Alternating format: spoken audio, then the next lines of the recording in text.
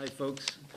I just want to take this opportunity to announce my Kickstarter project, which will attempt to get the Nobel Prize for Revive the Roots. I hear they give that prize to people that are outstanding in their fields. So that's what I heard. So, but until that one is up, please donate to their Kickstarter project. And I just want to say it's a real privilege to be here tonight, and it is just remarkable to see the growth and energy of this organization. I have followed events related to sustainability and energy and the ecology for a number of years. I have a blog called Post-Carbon Rhode Island and have talked a lot about transition towns, the transition movement, but and we also have a project down in South County called, it's called South County Green Drinks, which is a networking project that is basically, we basically have really good potlucks once a month. But no, there's a lot of great people interested in sustainability that come out, and it was just remarkable to see last year, literally from one month to the next, Tyler, Tia, and the gang would come to our meetings, and they would just, every month it was like a quantum leap, and we'd hear about the progress they'd made with the project up here. And I made a little pilgrimage to Maui on my way in today, and it was just great to see the trees in bloom, and just everything seems really poised for a really great season, so that it just gets more and more exciting to hear about all of their plans. But we have a community garden down in South Kingstown, which is at Broad Rock Middle School in the village of Peacedale. And we were really proud of our half-acre community garden with its 44 plots. And we serve a number of families, and we work with the Johnny Cake Center, which is a social service organization, and they have an emergency food bank.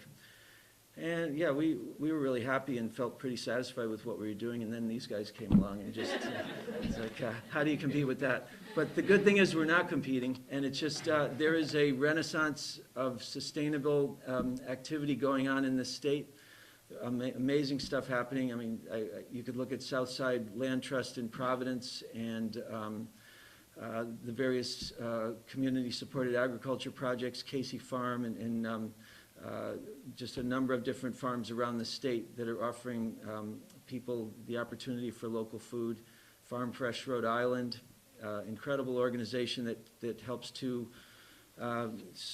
spread the word about local food that's available, as well as they've set up a distribution hub in the state so that farmers can bring their produce to a central place for pickup by schools and different institutions that want good Rhode Island grown produce.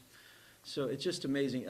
I really think Revive the Roots is going to be one of those just really powerful points of light in an increasingly positive picture that is sustainability work in Rhode Island. These guys have seen a need for pioneering projects in permaculture, organic agriculture, wasting no time. They've gone from the idea phase to the design phase to the collaborative phase, and now they've manifested this amazing garden at Maui, and they've instantly gotten to community outreach mode. And as you've heard, they're working now with universities and different towns, and now at Smithfield High School. So it is just remarkable to see. And you know, when you think there would be enough work to just set up the gardens and just get ready for the next year, they're also thinking about, well, maybe pursuing a college degree in the process and little things like that. But they're also reaching out to and dealing with very conservative university and school boards, as well as town officials, and the progress they've made, again, is just remarkable. I think it's just a rare combination of ingenuity, unflagging energy, and vision. They do it with a spirit of optimism that seeks to take the knowledge of the great challenges that we face in the 21st century, and rather than be caught up in cynicism and hopelessness, they plant and they build. It's the best antidote for angst. You do the work that needs to be done. It could almost be a slogan that they've coined. When the going gets tough, the tough do permaculture. So,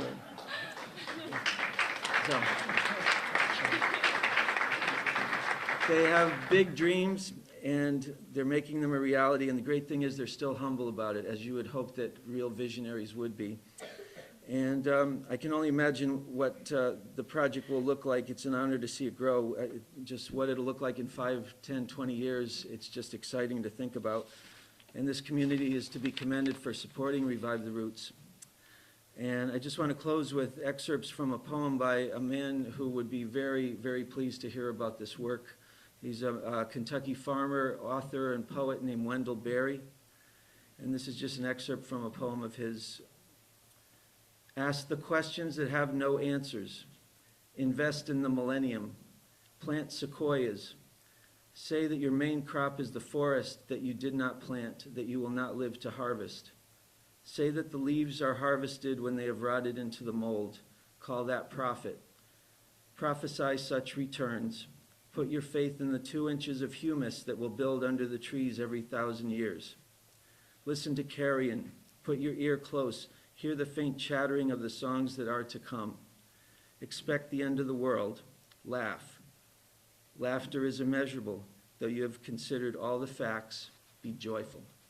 Thank you, Revive the Roots.